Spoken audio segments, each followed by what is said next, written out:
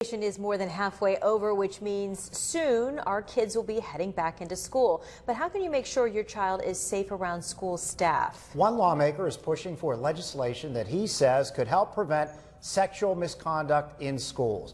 Washington correspondent Lauren Adams has more. So far this year, on average, more than one a day, we have a teacher somewhere in America or a school employee arrested and charged with sexual assault of a child. That's a statistic Pennsylvania Senator Pat Toomey says is unacceptable. So he recently took to the Senate floor to discuss the issue.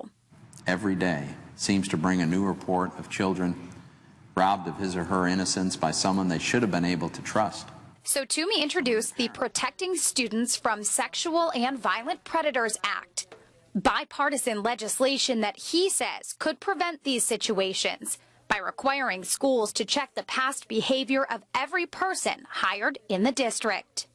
You got to do a background check just to make sure that this is not a person who has committed violent crimes against children or, God forbid, sexual assault against kids. Toomey's legislation would also prohibit a teacher who has abused a child from resigning without being prosecuted. That way, that teacher cannot get a job in another school district. That's a practice that Toomey says is all too common.